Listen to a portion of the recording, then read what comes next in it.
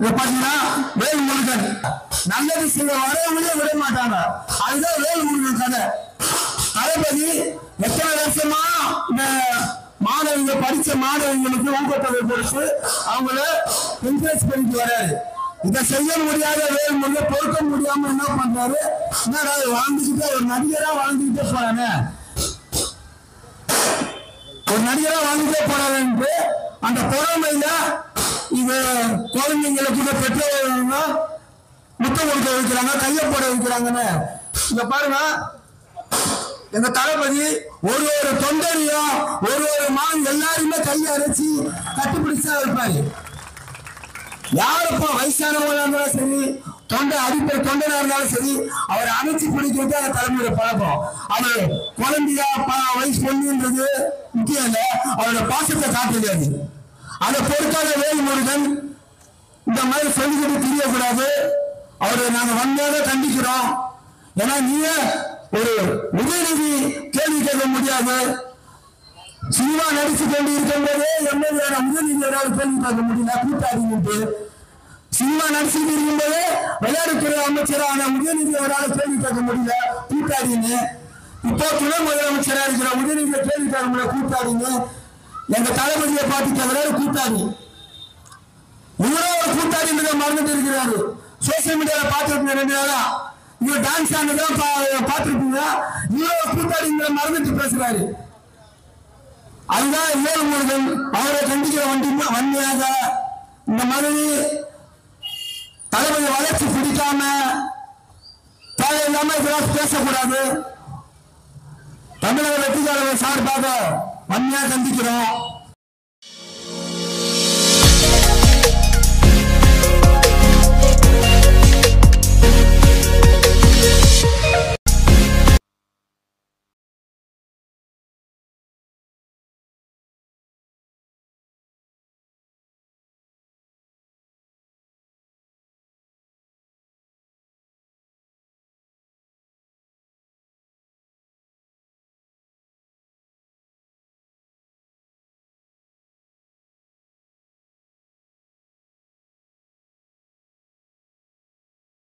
மாவட்ட பொருளாளர் நவீன் அவர்களுக்கும் என்எஸ் ராஜா அவர்களுக்கும் பகுதி செயலாளர்களுக்கும் வட்ட செயலாளர்களுக்கும் அனைவருக்கும் நன்றி தெரிவித்துக் கொள்கிறோம்.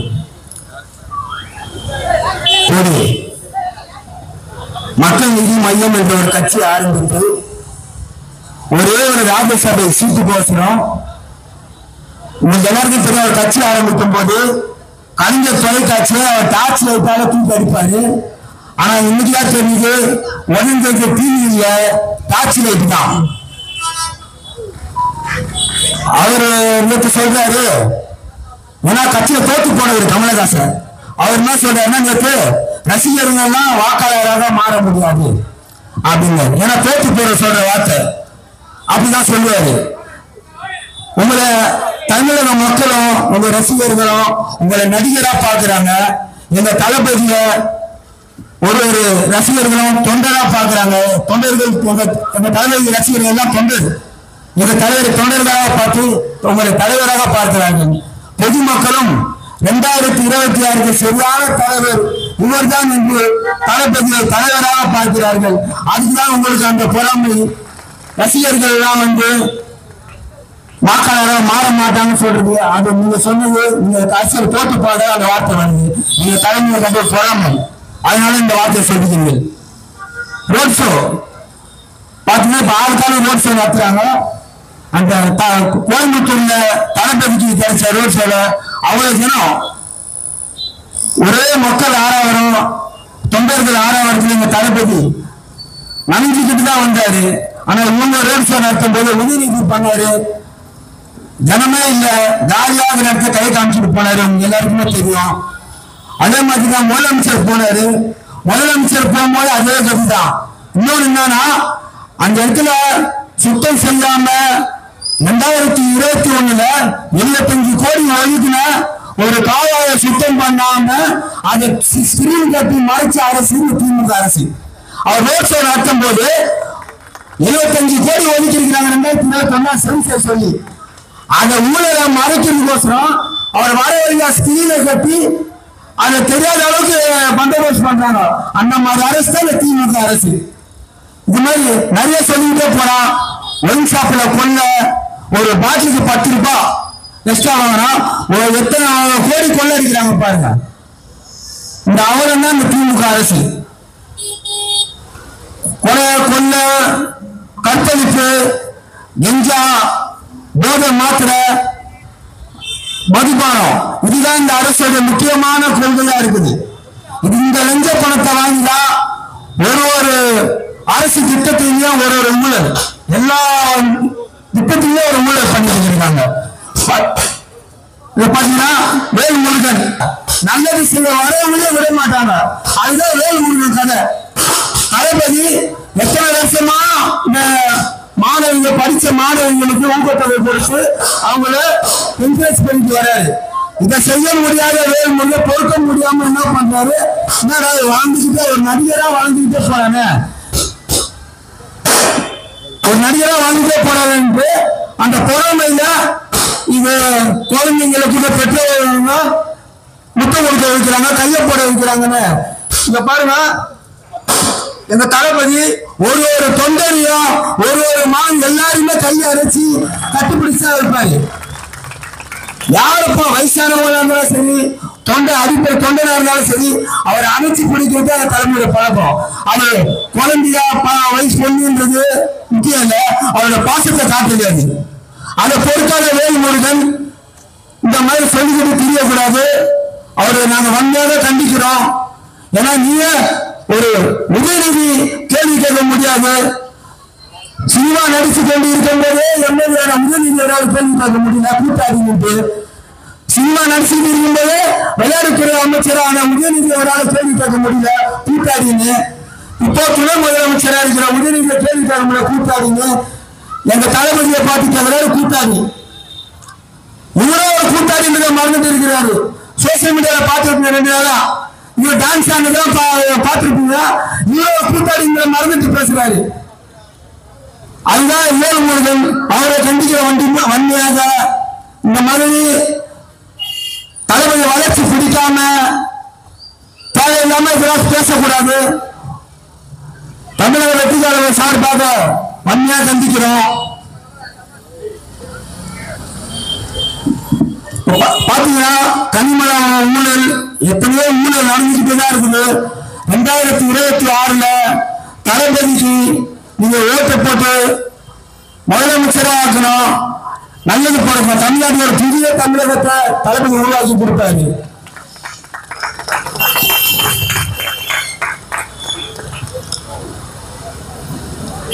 தமிழக வெற்றி கழகம் மக்களுக்கான கழகம்.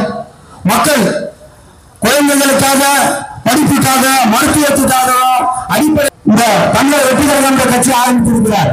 இந்த ஊழலுக்கு வழி இருக்காது. அம்மா ஆட்சியில் எப்படி நடந்ததோ ஒரு அமைச்சர் பயத்தோடு இருக்காரு.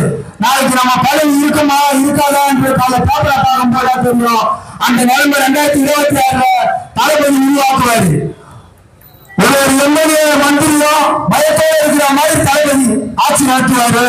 அது கண்டிப்பா நடக்கும். 2026 கண்டிப்பா தளபதி நாங்க பூத் வாரியா ஒரு ஏரியாவா போறோம். மக்கள் எங்களுக்கு ஆதரவு கொடுக்கிறது தெரியுது. 2026 சந்தேகமே இல்லை. 200 தொகுதி அதிகப்படியாக நாங்கள் தளபதி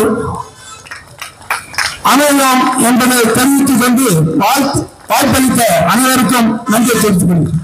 வணக்கம். இங்க வந்துருக்க நவீன நாட்டு எல்லாருக்குமே இந்த மேடையில் இருக்கிற ஒவ்வொருத்தருக்கும் எல்லாருக்கும் வணக்கம். நான் ஏறி முதல்ல பேசுற முதல் மேடை இந்த மேடை. நான் இது வரைக்கும் அங்க நின்று வேடிக்கை பார்த்த நானே இந்த மேடையில இருந்து பேச எனக்கு வாய்ப்பு கொடுத்த எங்கள் மாணவர்களுக்கும் எங்கள் கழகத்தில் இருக்கிற ஒவ்வொருத்தருக்கும் என்னுடைய ரொம்ப ரொம்ப நன்றியை நான் தெரிவிச்சிருக்கிறேன். இப்போ நான் ஒரு விஷயத்த பேச வந்திருக்கேன். என்னன்னா, அந்த வேல்முருகன் நம்ம தளபதி ரொம்ப கேவலமா கொச்சையா பேசியிருக்காரு. இதை இங்க அண்ணனும் பேசிட்டாங்க, சீதாக்காவும் பேசிட்டாங்க, எல்லாருமே பேசியாச்சு. ஆனால் இவர் கூத்தாடி ஒரு கிராம் தங்கத்துக்காக போயிட்டு நீங்க பெண்கள் குழந்தைகளை கொண்டு போய் அங்க நிக்க வைக்கிறீங்க அப்படின்னு சொல்லி பேசுறாங்க. நாங்க கூத்தாடியா இருக்கிறத பத்தி நாங்க கவலைப்படல. நீங்க ஒரு கட்சிக்கு வருஷ கணக்கில் அடிமையா இருக்கிறீங்க. அதுதான் மிக பெரிய ஒரு கேவலம். இதை யாருமே கண்டனத்துக்குரியான ஒரு விஷயம், யாருமே பேசுறது கிடையாது. அப்புறம் நான் வந்து ஒரே ஒரு பாவம் ஒண்ணு பண்ணிட்டேன். என்ன அந்த பாவம்னா, திமுகவுக்கு ஓட்டு போட்டேன் பத்தியா, நான் பண்ண முதல் பாவம் அந்த பாவம் தான். நான் செஞ்ச முதல் பாவம் திமுகவுக்கு ஓட்டு போட்டுட்டான். திமுகவுக்கு ஓட்டு போட்டு பண்ணணும் இல்லை, ஒரு பண்ணணும் கிடையாது. இங்க வந்து உதயநிதி ஸ்டாலின் எத்தனை பேருக்கு தெரியும்? இதுக்கு முன்னாடி தெரியுமா? தெரியவே தெரியாது. அவர் வந்து சினிமாவில் வந்துட்டாரு. கூத்தாடி எல்லாம் கட்சி ஆரம்பிச்சு என்னடா பண்றது? கூத்தாடி எல்லாம் என்னையும் நிறைய பேர் கேட்டாங்க, ஆனா ஒரு கூத்தாடி கட்சியில போயிட்டு நீங்க வந்து சேர்ந்து இருக்கிற அப்படின்னு சொல்லி. உதயநிதி சினிமாவில் வரணும் உங்களுக்கு எல்லாருக்குமே தெரியுமா? தெரியவே தெரியாது. அவரும் கூத்தாடி ஆடி ஆடி பார்த்தாரு, ஒன்னும் வேலைக்கு ஆகல. அதனால அவங்க அப்பா என்ன பண்றாரு, எம்எல்ஏ அப்புறம் துணை முதலமைச்சர் இந்த பதவி வாங்கிட்டு அவர் பார்த்து இருக்காரு. இந்த பதவி வாங்கினாலும் எனக்கு பிரச்சனை இல்லை. மக்களுக்கு முன்னுமே செய்யாத அரசு இந்த திமுக அரசு. வீணா போன அரசு, வெட்டி பைய அரசு, வேலைக்காக அரசு, உருப்படாத அரசு இந்த திராவிட மாடல் அரசு. இதை மட்டும் இல்லை, இந்த ஏரியால வந்து நிறைய பிரச்சனை இருக்கு. நான் அதை பத்தி தான் நீங்க பேசவே வந்திருந்தேன். அப்படின்னா எங்க அண்ணன் பிறந்த நாள், அதாவது ஜூன் 22 எங்க தளபதி, எங்க கழக தலைவருடைய பிறந்த நாள். அவருக்கு நான் வாழ்த்து சொல்லி பேசுறதா இல்ல இவங்களை தேவையான சுத்தி பேசுறதான்னு எனக்கு தெரியல. ஏன்னா அந்த அவ்வளவு கோவம் இருக்கு. நீங்க வந்து இந்த ஏரியா பொறுத்தவங்களுக்கும் எவருமே இது வரைக்கும் இந்த தெருவுல இந்த தொகுதியில வந்து இத்தனை நாள் ஒரு எம்எல்ஏ ஐடி மொத்தம் எத்தனை பேருக்கு தெரியும்? எலெக்ஷன் கேட்கிறப்ப ஓட்டுக்கு மட்டும் வந்த ஆளு இது வரைக்கும் எங்க தெருவுல, எங்க தெருவுக்கும் வரல, எங்க ஏரியாவுக்கும் வரல, எதுக்கும் எதுக்குமே வரது கிடையாது. இதே ஏரியால ஒரு சிலர் இருக்கிறாங்க, அவங்களும் கட்சியில இருக்கிறாங்க, நேரடியாக பேசுறாங்க. யாருமே நம்ம கவுன்சிலர்லாம் நிறைய இருக்கிறாங்க. என் தெருவுல என் ஏரியாவை வந்து அவங்க பார்க்க சொல்லுங்க. இது வரைக்கும் எதுவுமே கிடையாது, எதுவுமே எங்களுக்காக பண்ணல. நாங்க மழை தண்ணியில கஷ்டப்படும் போதும் எங்களுக்கு உதவி பண்ண ஒரே ஆளு என் நல்ல மக்கள் தான். வேற யாருமே எங்களை தேடி வரல. என் தெருவுல ஒவ்வொரு நிகழ்ச்சிக்கும் ஒவ்வொரு விஷயம் அவர் சும்மா வரல. வந்து ஏன் இந்த தெரு இப்படி இருக்கு, ஏன் இந்த மாதிரி இருக்கு, ஏன் அந்த மாதிரி அவர் கேட்கறதுக்கு அவர் வந்தது கூட இது வரைக்கும் யாருமே வரல. அதாவது நான் பண்ணிட்டேன் பாவம், நீங்க வந்து தயவு செஞ்சு யாரும் அந்த பாவத்தை பண்ணிட்டு திமுக பாட்டி வீடு போட்டாதீங்க. நாங்க உங்க வீடு தேடி வருவோம், உங்களுக்காக வருவோம். உங்கள ஒருத்தனா நாங்க கண்டிப்பா நாங்க எல்லாருமே இருக்கோம். நான் எங்களை நீங்க வெற்றி பெற வைக்கணும். இந்த தளபதிக்கு 2026 நீங்க முதலமைச்சர் ஆக்கணுன்றதுதான் உங்களுடைய முதல் கேள்வி. அது நான் முதல் டைம் பேசுறேன், வீட்டுக்கு பேச வரல. சோ அதனால தப்பா தான் பேசி நினைச்சுங்க. எனக்கு வாய்ப்பு கொடுத்த எங்க அண்ணன் மகனுக்கும் எங்க அண்ணன் நன்னிக்கும் இங்க இருக்கிற கட்சி எல்லாருக்குமே ரொம்ப ரொம்ப ரொம்ப நன்றி. உங்க எல்லாருக்குமே ரொம்ப நன்றி.